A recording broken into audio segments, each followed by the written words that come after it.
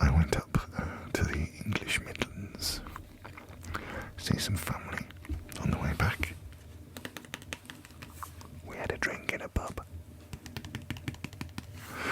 And I thought I'd briefly share this with you, because obviously London has the River Thames, and in this book by Tim Hampson is a guide to the best London's riverside watering holes.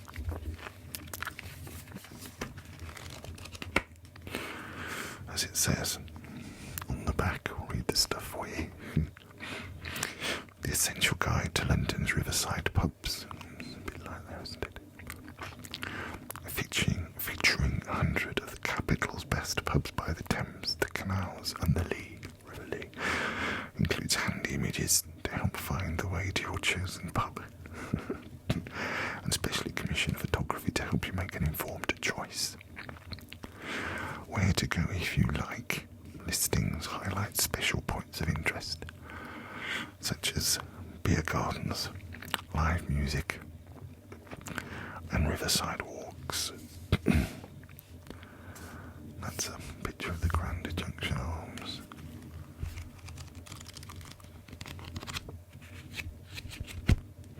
Some lovely pictures in here. So let's have a little look.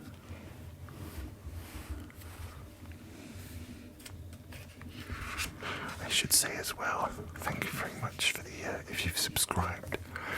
We're trying to get to 1,000 subscribers because we're going to try and raise some funds for a small not-for-profit theatre company. So thank you very much for subscribing. And if you haven't, then you know where to click. Probably far more au fait at this than I am. So, London's riverside pubs, the Cuddy's Hall.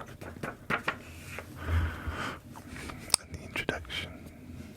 What better way to while away a sunny afternoon than in a pub garden with river views, tasty food and a refreshing pint?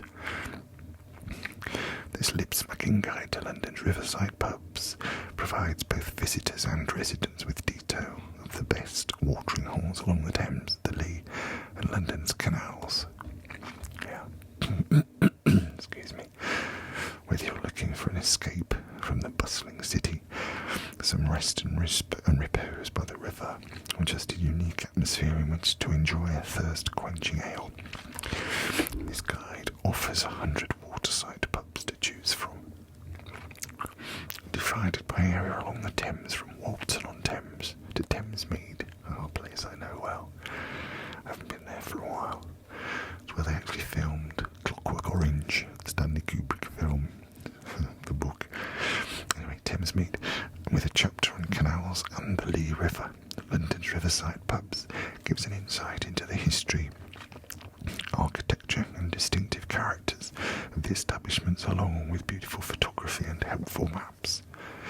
Each entry showcases the best that the pubs have to offer, from peace and quiet and good spots to watch the boat race. Yeah, I've done that a few times now. To great lunchtime stops on a riverside walk, and the best places for interesting real ales. Oh, excuse me. That's my spring cold. Not a great real ale fan myself, although I think I ought to be. So let's have a look in.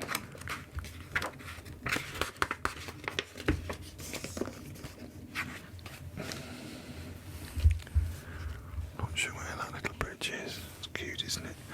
But what I thought I'd do, rather than go through all these, is go to the ones that I visited fairly recently. And it starts here. I moved my bookmark, by the way.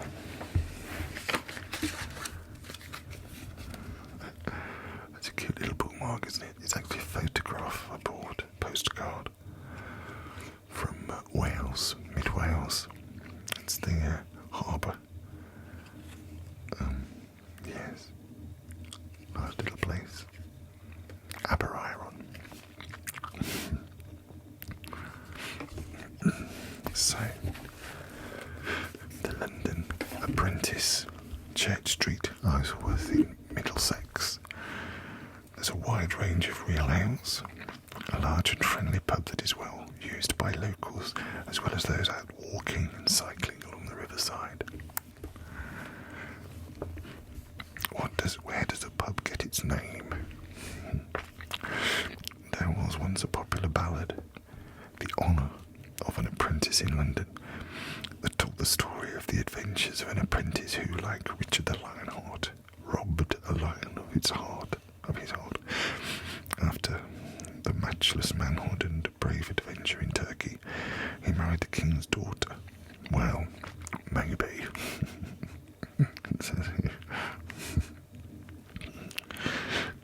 In any event, the pub dates back to Tudor times, when the apprentice of the London livery companies rode out to Isleworth during their free time and sang the song.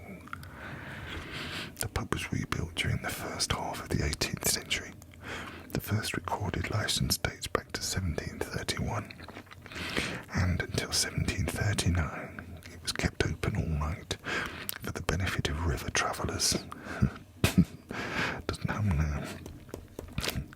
Famous visitors included Henry VIII, Charles I, Charles II, with his mistress Nell Gwynn, Lady Jane Grey and Oliver Cromwell, all of whom had close links with nearby Sion House.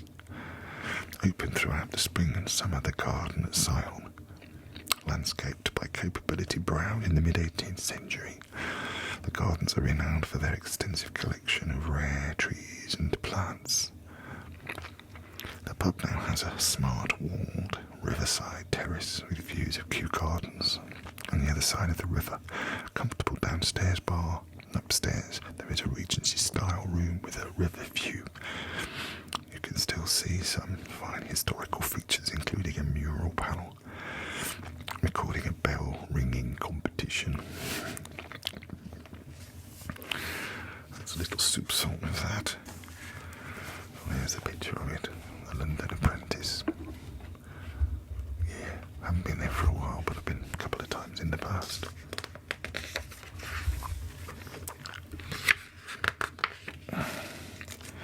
This is the Bell and Crown, 11 Thames Road, Chiswick W4. Quite a fine pub as well. I know Chiswick very well, because I lived there for quite a while. Chiswick is known for many things. Linoleum was invented here. The first Royal Navy torpedo boat was built here, and it's the home of cherry blossom boot polish. I didn't know that. But it also has some excellent pubs along the river. It is sometimes difficult to imagine that the centre of London and the noisy Great West Road are so close. That's true. This pub was first licensed as the Bell and Crown around 1787, although it probably had an earlier name. It was probably built to take advantage of the newly constructed bridge over the river. The West London brewer Fuller Smith and Turner bought it in 1814 and rebuilt it in 1907. The pub expanded to its current size in the 1980s when 2 adjoining shops were bought and the large conservatory was added. A friendly place, it's a family-centred pub for locals that welcomes visitors to its quiz and music nights. It is especially enjoyed by those just wanting to watch the river from the patio. Yeah. Nice pub at Bell and Crown.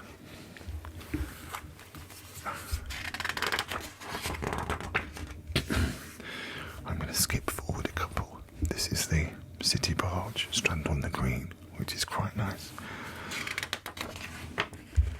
This is the Bull's Head, also Strand on the Green, again a lovely pub. Occasionally, you see here this picture, quite often I sat there once and realised we were going to have to move because it was flooding. This is the Ship. I'm a bit aware of the time. I might go back to these pubs. If you'd like me to show you a few more of these pubs, do please let me know. That's Mort Lake. And if you ever watched the Oxford-Cambridge boat race, which goes on every year. That's more or less where the boat race ends. Ye White Hart, Riverside Terrace in Barnes, which again it talks about here on boat race day. The floors of this 3-story pub seem to shake right down to the riverbank foundations as drinkers cheer on the light or the dark blues. The light blue, of course, is Cambridge. The dark blue is Oxford. And I think it's, is it 150 odd years they've been doing it? I think this year was the 100th anniversary of the women's boat race as well, which they now show just before the men's event, which I think is a good thing. The Bull's Head, I haven't been there for a while, but that's another nice pub on Lonsdale Road in Barnes. And then,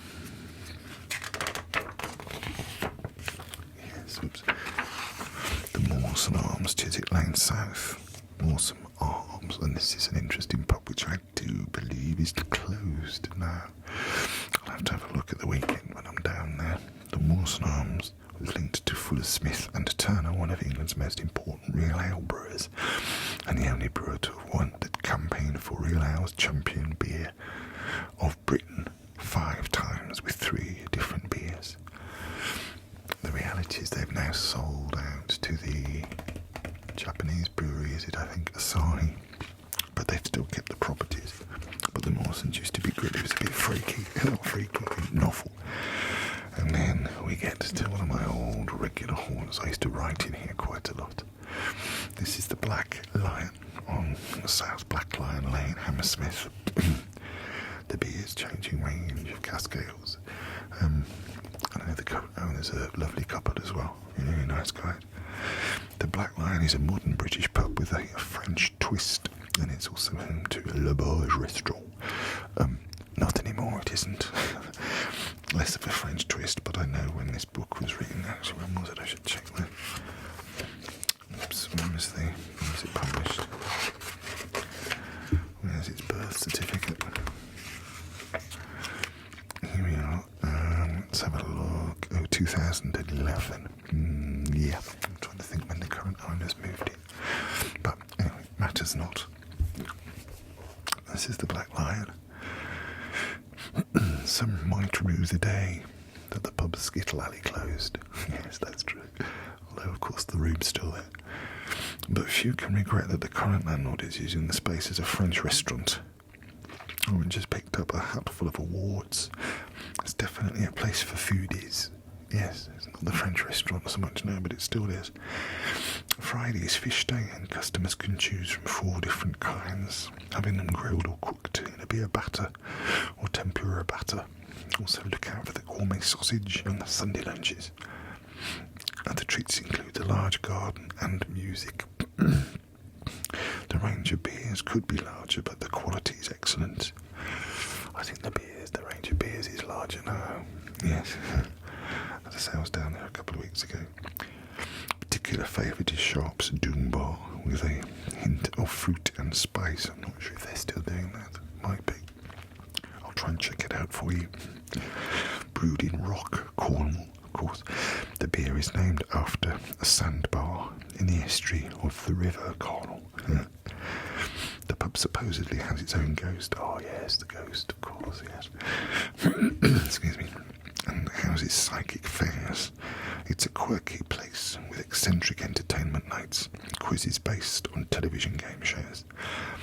They don't happen quite so much now, but I did actually hold a Dylan Thomas get-together, because Dylan Thomas sofa surfed just down the road from here, him and his wife, and it's a great place. And Tomac and Yola, they run it, and they're a lovely couple. And then this is the old ship, but because of time, I'll bookmark this again. And we'll perhaps have a look at this again if you'd like to see a few more pubs, Riverside pubs. Obviously the River Thames is a big deal in London, separating North from South London, obviously. But I won't keep you any longer. I hope you found this quite relaxing, the Samuel Pepys. honest. I'm always never sure whether it's better to be interesting or relaxing. As I've mentioned many times, I use ASMR every night to doze off, so I hope you found this useful. If you haven't subscribed, then I'd really appreciate it if you wouldn't mind pressing the button. As I say, if we can monetize this, we're going to use it to give some out to do. Someone said I ought to get buy me a coffee on here. I'll have a look at that, but thank you for the suggestion. And thank you too for your lovely comments on the other videos. So, I'll see you next time. Thanks very much, and as always, to quote Charles Dickens, bless us all, everyone.